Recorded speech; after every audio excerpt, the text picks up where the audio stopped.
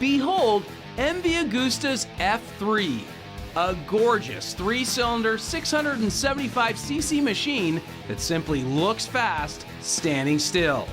But the beauty of this gem definitely is more than skin deep. Underneath that bodywork is a sport bike stuffed with all the very latest motorcycling technology known to mankind. For example, its 3-cylinder engine utilizes a revolutionary counter-rotating crankshaft, an engineering feat that has only been previously seen on Holy Grail MotoGP motorcycles. It's also the first motorcycle in its class with full ride-by-wire engine controls, including 4 preset ignition maps and a traction control system that comes with 8 different levels. Then there's the electronically assisted shift system that allows for you to rip through the gears without ever having to close the throttle or employ the clutch. All that technology may help you forget the fully adjustable suspension bits and the trick Brembo brakes. Still, I promise you won't miss the 3 pipes barking near your right boot. So with that little introduction, I'll let viewer Aliki Carrion pick up the story. So Aliki, tell me your first impression of this motorcycle, because I've seen lots of photographs of it, but when we rolled it out the other day, I was just like, whoa, is it ever gorgeous. What did you think when you first saw it?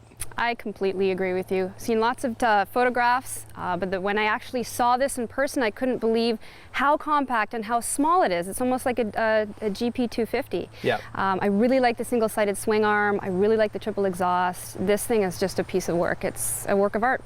It is pretty. Now, let's talk about the engine first, because when you fire it up, man, it's got a very unique sound. Motor sounds very angry. Oh yeah. It definitely sounds angry.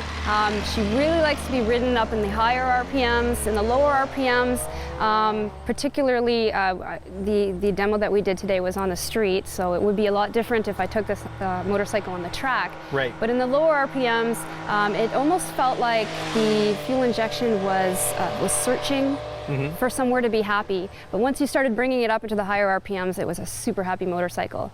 A lot of power. A lot of really grunt. Angry in a tiny little frame. Did you like the feel of the motor? It's very different from an inline, say, 600cc sport bike, right? Yeah, primarily the background I have is riding a lot of Japanese motorcycles on and off the track. This is my first exposure to a European motorcycle, and it is completely different. I wasn't expecting it. I really didn't know what to expect when I got on the bike. It's just all the power, all the grunt on this motorcycle. It's angry, like I said before. It really wants to be ridden hard. Triple pipes out the back. How did the exhaust sound from the riding position? Again, angry. Very angry. Yeah. I loved it. It sounds beautiful. It's a very different and distinct sound coming out of the exhaust. Transmission, this is an absolutely brand new motorcycle. Cable actuated clutch. How did you find the shifting? The shifting was very smooth. This one also has a quick shifter, which was really great because when you're upshifting, you don't have to use the clutch and you don't have to let off the gas at all, and it upshifts very smooth. Yeah. Yeah, I really enjoyed using that. Judging by the smile on your face after the first run, it goes. How did you find the stopping power? Well, the smile's still there. It's not going to go away for a while. To be able to have a motorcycle like this out of the box with the type of performance parts that it has on it, the Brembo calipers were amazing. This thing stops on a dime. From the first time you apply it to the 20th time you apply it. It's fantastic. Handling, you talked about the bike being small and compact earlier.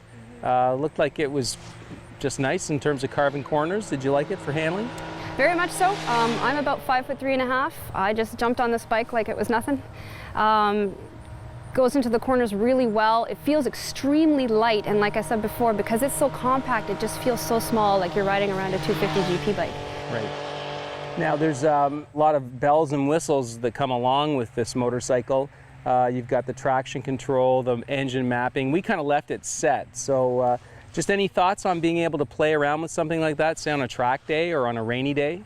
I think it's fantastic to have those options, again, right out of the box. So if you're riding along on the highway and all of a sudden it starts to rain, you can put it into the rain mode, and then you can ride along to the track, and once you get to the track, you put it in track mode or sport mode. Yeah.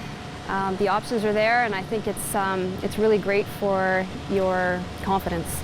Now, Leaky, it does have a license plate. It has lights and mirrors. It is a street bike. How did you find just the operation of the indicator, the instrumentation? How did you find all that? Coming from a standard Japanese motorcycle, it did take me a little bit of getting used to. There are some different buttons on here. The engine kill switch, for example, or the start button, they do look a little bit different. But I found it was very easy to use the instrument panel, very easy to understand. The mirrors? The mirrors were a little bit close together, as is most sport bikes out there on the roads anyways, but it was a little bit difficult to see. It's a very firm saddle. It's a very compact riding position. So how did you find the fit, finish, riding position for you? I was actually very comfortable on the motorcycle. Really? I don't think that I could necessarily ride this from one end of Canada to the other. No. But I think maybe after an hour and a half, my tushy might be a little bit sore.